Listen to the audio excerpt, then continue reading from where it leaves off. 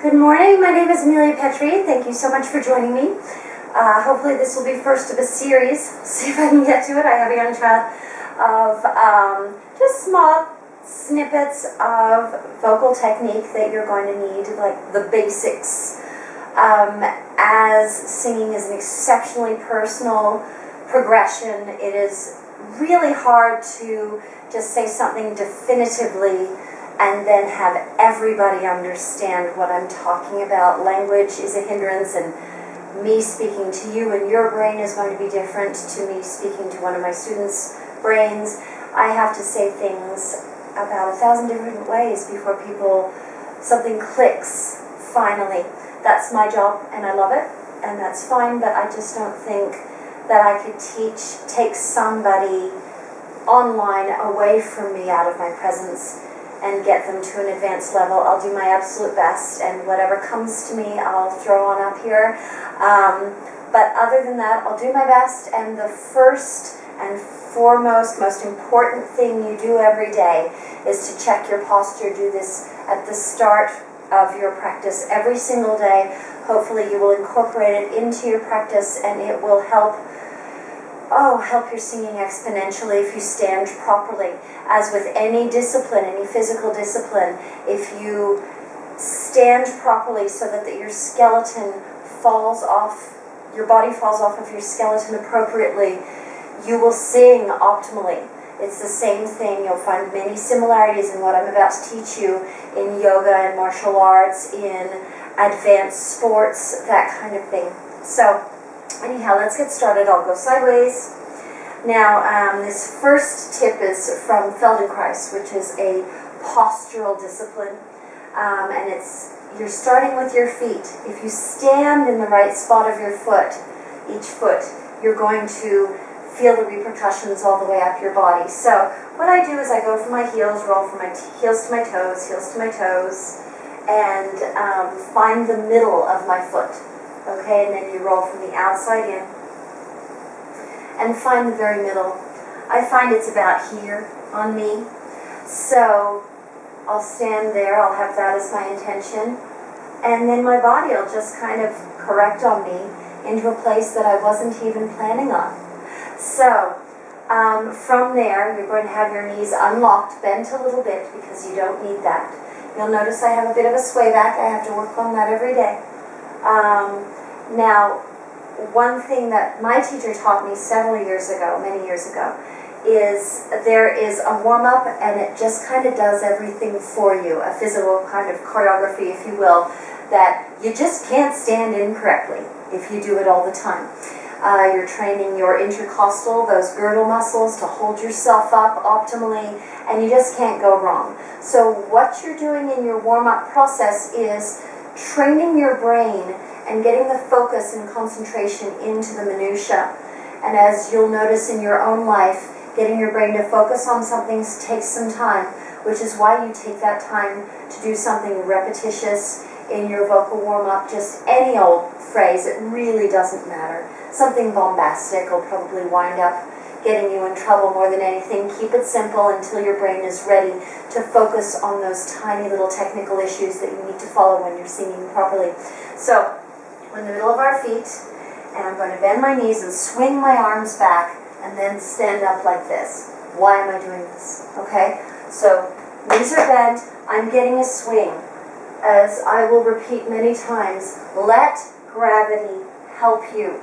The main point in the way I teach is to remove all muscle from the voice. I lost my voice twice due to well-intentioned but incorrect teaching when I was in college, and finally found this technique, which I've been teaching since 1997. I've been teaching since before that, well-intentioned, I did the best I could. But basically, rule of thumb, if your teacher says, sing louder, and you ask the question, how, at any point, how do I do whatever you just asked me to do, and they don't have an answer, run, find somebody else. If they can't give you an answer that could last for days, run. They just don't know enough. They mean well, but they just won't know enough to teach you how to keep your voice your entire life. So I remove all muscle, all physical control, so that it is mentally controlled. My brain speaks to my vocal cords, and I have optimal control. I prefer that. I'm going to have a voice all of my life. I can sing every genre and do almost every day, and teach that, and it has never failed. Never, never failed. So from the simplest song to the hardest operatic aria, it's never failed. So I know it's right. So hopefully I can transmit that to you. Okay, lecture over. So we're doing this, and we're breathing. Now, the swing has released the face.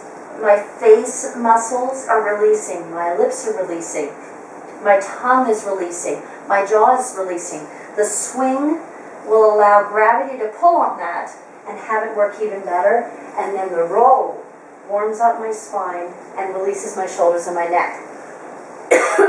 Super duper awesome thing for a singer. So now we stand up here and we look up. My arms are at a 45-degree angle. My shoulders are dropped. I'm looking up kind of where the wall meets the ceiling, that seam there. So this is at a 45-degree angle. My mouth drops down and my jaw drops down and back so that my lower teeth are behind my upper teeth. That relaxes the jaw and relaxes the tongue, and tongue tension and jaw tension get you into so much trouble. It's just not even worth it. Your voice will be sore so quickly if you rely on that. So you want to remove that tension. What else? I'm being held up and my rib cage is at an angle, the same angle as my jaw, about 45 degrees. My rib cage is up and at its most open without hindering something else, so that my lungs can expand optimally, and below it my diaphragm can expand and function optimally. So that your organs that you need as a wind instrument, you're a singer, you need that air, are optimally positioned to open and take in the best, most correct breath possible if you stand like this. Now, why are my arms up? Well, if you drop your arms, nobody alive can keep that up for long. So literally, you're holding yourself up in proper position this way. Okay, so the next thing, I'll watch my tailbone go down to the floor. La la la la la. So what did I do? Tailbone to the floor gets rid of my sway back. Okay? Now the next thing I'm going to check is there a dip between my shoulder blades? Your back should be flat. There should be nothing pinched or torqued in any way. You should not be slouching. Your neck should not be craning. You need all of this to attach and be connected to one another, so that when your body's resonances warm up and then you feel a buzz in your chest and at the top of your head and in your face and in your back, everywhere will be reverberating. After about 45 minutes of constant singing, then you'll be loud without even trying. I prefer having my volume that way than squeezing it out, and like these poor people that are told to mean it on the singing shows, and they go like this, and they're just ruining everything. It's just all muscle, and it doesn't last. I lost my voice twice doing that, so don't do that. So the next one will be, is there a dip here? And is my tongue relaxed? I'm going to check on that. And is my jaw relaxed up here? And is my head craned forward? I need to make sure that my tailbone and the very top of my spine are one long, correct line. That's what I'm checking. La la la la la.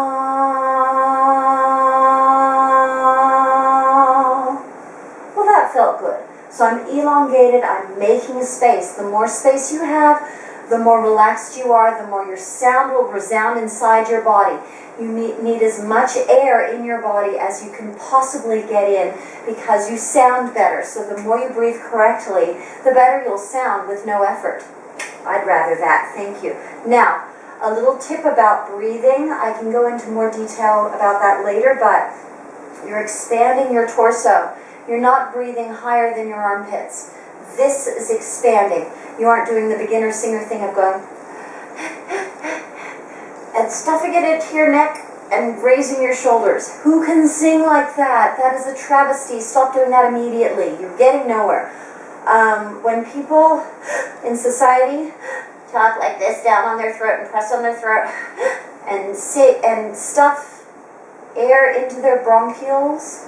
There's nothing there. Your lungs are here. Don't stuff air in there. That's not where your lungs are. These are tiny, tiny little areas.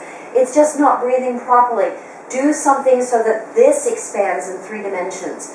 Breathe into your armpits and you'll find, oh, that felt so good. And don't make a noise other than that. If you're going, you've raised your tongue, muscle, no. You've lowered your tongue artificially, muscle, no. Just take it in and have a proper sounding breath. So this will do it for you. La la la la la. That felt good. I didn't have to do anything. So you're breathing as soon as you swing the arms. Now, the whole time you're breathing in. You aren't going doing something. Fast breaths will kill you. It's the hardest thing to do technically, in my opinion. That is the last thing you learn, fast breaths, because all kinds of things could go wrong. I'll go into that in another video. So then the last thing is, okay, one thing people do so often, oh bless them, is halfway through your outtake of breath, halfway through your phrase, everybody panics and goes, I'm running out of air, and starts sitting and compressing and doing some ab crunches. It's a very uncomfortable thing to do, and it's wrong. If you actually train yourself to just breathe in, and let's take the swing idea. So you're up here, and lower your hands like it's a swing, a child's swing, and it goes through your body to your spine. Resist against crunching halfway through. Just let everything happen, and I am deflating without any muscle whatsoever, and then I'm done. You'll have about 4 more bars worth of air, and I'd much rather that than feel uncomfortable. I feel comfortable as a singer, and it really feels like nothing more than breathing in and exhaling, and breathing in and exhaling properly, and really just saying the words. That's how singing feels to me. And I'm reverberating in every part of my body because my body is connected. This is disconnected. This is disconnected. This is disconnected. I want to reverberate and be just a giant speaker, and I am deflating properly. It's a training, and you have to do it every day, and it takes time, months, to really be aware of what you're doing. And if you don't concentrate on it every day, something will fail and you'll start pinching again. So you just have to have these technical points in your brain every single day. So last time I'm going to watch myself deflate. La la la la la.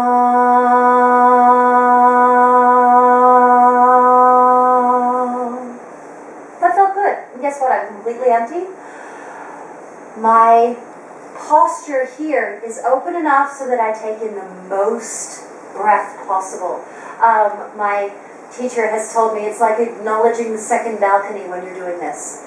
Because that's why opera singers do it, because they get more air in their bodies, and the more air you have, as I said before, the better you sing.